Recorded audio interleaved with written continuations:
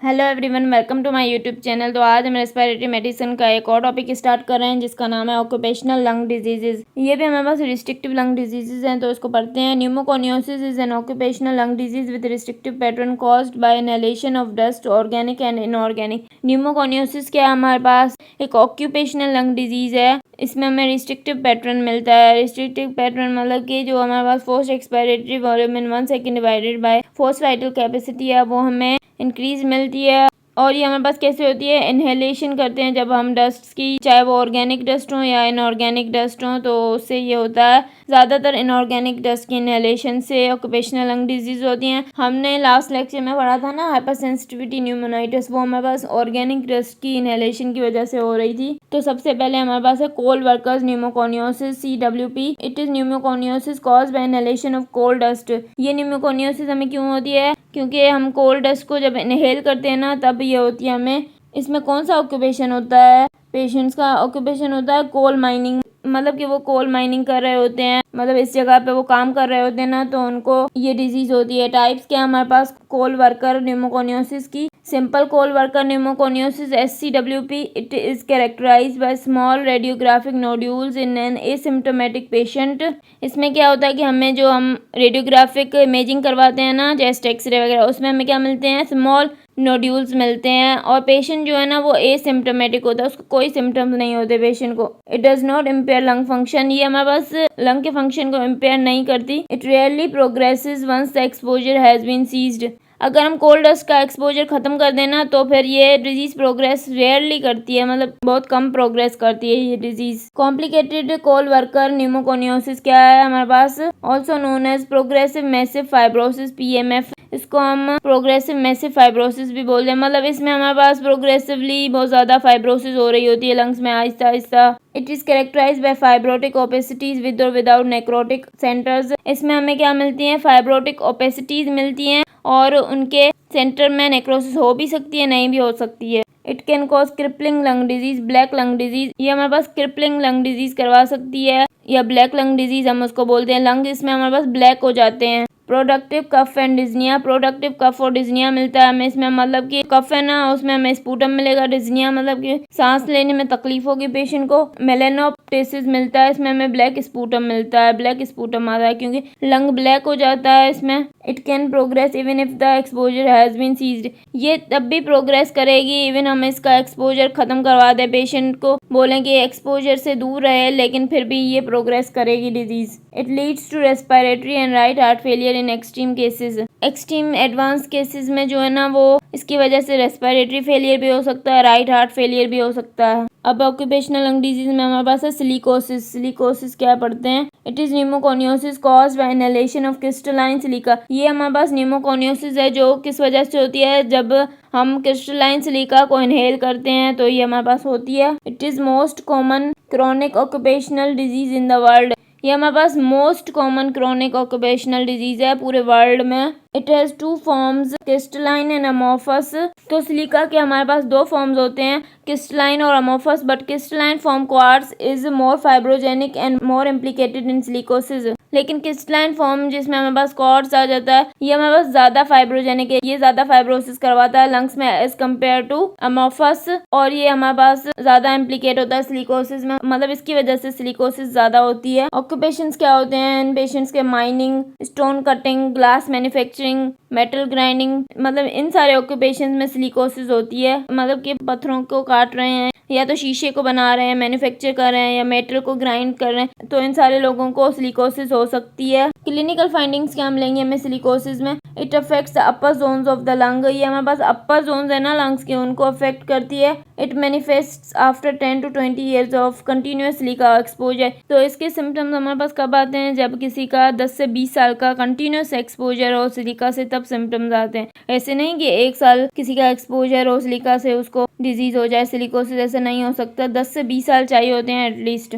It is usually a progressive disease even when exposure सीजेज। ये हमारे पास usually progressive disease है, even हम exposure को रिमूव भी कर देना फिर भी ये डिजीज बढ़ती रहेगी, प्रोग्रेस करती रहेगी। अर्ली स्टेज एसिम्प्टोमेटिक होता है, अर्ली स्टेज में सिम्टम्स नहीं आते हैं। एडवांस्ड स्टेजेस में हमें डिस्निया और कफ मिलती है। रेडियोलॉजिक अपीयरेंस में हमें क्या नजर आता है, नोड्यूलर ओपेसिटीज मिलती हैं 3 to 5 mm in the mid and upper Jones.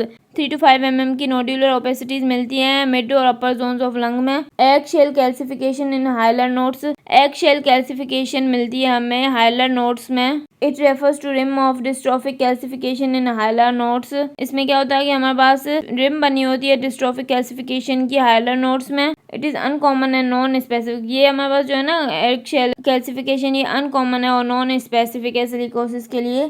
Complications क्या आ सकती हैं सिलिकोसिस की वजह से, increase susceptibility to tuberculosis due decrease cell mediated immunity. तो जिनको सिलिकोसिस होती है ना उनमें हाई सस्पेक्टेबिलिटी होती है कि उनको ट्यूबरकुलोसिस हो। क्यों होती है, क्योंकि जो सेल मीडिएटेड इम्यूनिटी होती है ना वो हमारे पास डिक्रीज हो जाती है। लंग कैंसर भी हो सकता है इन पेशेंट्स में, सीओपीडी भी हो सकती है, associated with connective tissue disease. ये हमारे पास कनेक्टिव टिश्यू डिजीजेस के साथ भी हो सकती है, associated with renal disease, renal disease के साथ भी एसोसिएट हो सकती है। ट्रीटमेंट क्या करते हैं हम इसमें, removal from exposure to silica. तो हम इसमें पेशेंट को बोलते हैं कि वो सिलिका के एक्सपोजर से दूर रहे, अवॉइड करे सिलिका को। इसके बाद हमारे पास है एस्बेस्टोस रिलेटेड डिजीजेस। ये भी हमारे पास ऑक्यूपेशनल लंग डिजीज में आती है। It is pneumoconiosis caused by inhalation of asbestos. ये कब होती है, जब कोई हमारे पास इनहेलेशन करता है एस्बेस्टोस की तो उसमें ये न्यूमोकोनियोसिस होती है। It presents more than 20 years after first exposure to the agent. इसमें भी हमें 20 या 20 से ज़्यादा साल चाहिए होते हैं सिम्टम्स को मैनिफेस्ट होने में। मतलब कि पहली दफ़ा जब एक्सपोजर हुआ है उसके बाद 20 साल चाहिए होते हैं तब सिम्टम्स आएंगे पेशेंट में। टाइप्स ऑफ एस्बेस्टोस, दो टाइप्स के हमारे पास एस्बेस्टोस होते हैं। Chrysotile white asbestos most common type but not associated with mesothelioma. Most common type है वाइट एस्बेस्टोस, लेकिन ये हमारे पास मेसोथेलियोमा से एसोसिएटेड नहीं है, मतलब इसकी वजह से मेसोथेलियोमा नहीं होगा। मेसोथेलियोमा क्या है, हमारे पास प्ल्यूरा का कैंसर होता है। दूसरी टाइप क्या है हमारे पास एस्बेस्टोस की, क्रोकिडोलाइट ब्लू एस्बेस्टोस एसोसिएटेड विद मेसोथेलियोमा। इसमें हमारे पास मेसोथेलियोमा का रिस्क बहुत ज़्यादा होता है। एसोसिएटेड डिजीजेस, एस्बेस्टोस से एसोसिएटेड डिजीजेस कौन सी है हमारे पास, benign pleural plaques, most common manifestation of past asbestos exposure. ये हमारे पास मोस्ट कॉमन मैनिफेस्टेशन है। अगर किसी को पास्ट एस्बेस्टोस एक्सपोजर है तो उसमें ये मोस्ट कॉमन मैनिफेस्टेशन है। These are discrete circumscribe areas of hyaline fibrosis. इसमें हमारे पास क्या होता है कि हमें डिस्क्रीट सर्कमस्क्राइब एरियाज मिलते हैं हाईलाइन फाइब्रोसिस के। These are always asymptomatic. ये हमारे पास जो पेशेंट होते हैं ना वो ऑलवेज एसिम्टोमेटिक होते हैं, उनमें कोई सिम्टम्स नहीं आते। Involve parietal pleura of chest wall, diaphragm, pericardium and mediastinum.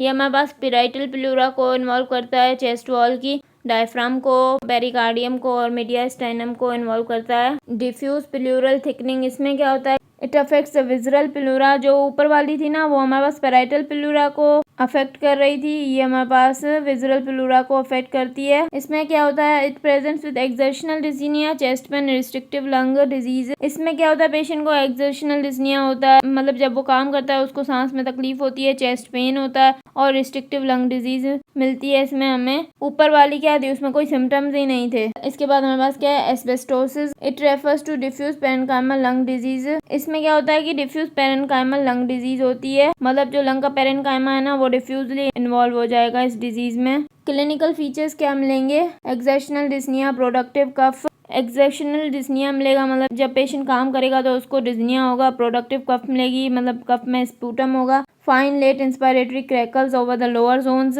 Fine late inspiratory crackles मिलेंगे जब हम ऑस्कल्टेशन करेंगे लोअर जोन्स में। डिजिटल क्लबिंग मिलेगी। Progressive respiratory failure, cor pulmonale मिलेगा हमें।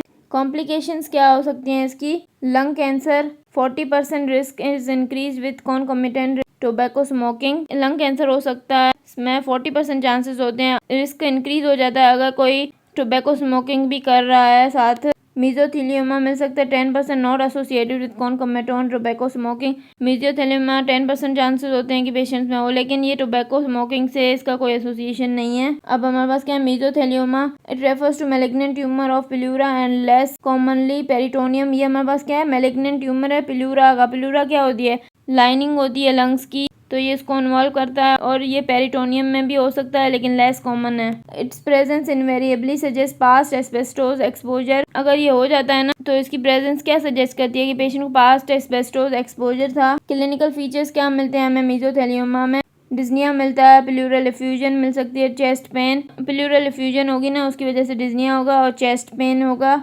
इन्वॉल्वमेंट ऑफ एडजेसेंट स्ट्रक्चर्स भी इन्वॉल्व हो सकते हैं इसमें। ट्रीटमेंट हम क्या करते हैं इसकी, इट इज़ इनवेरिएबली फेटल, ये हमारे पास फेटल है, मतलब इसमें पेशेंट की डेथ भी हो सकती है। कीमोथेरापी हम करते हैं पेशेंट की, improves quality of life and survival benefit of 3 months. Chemotherapy से क्या होता है कि क्वालिटी ऑफ लाइफ इम्प्रूव होती है और 3 मंथ सर्वाइवल इंक्रीज होता है। ज़्यादा इसकी कोई ऐसी ट्रीटमेंट तो है नहीं, बस कीमोथेरापी से 3-4 महीने उसकी सर्वाइवल इंक्रीज होती है। रेडियोथेरापी करते हैं, उससे क्या होता है कि control pain and limits the risk of seeding at biopsy sites.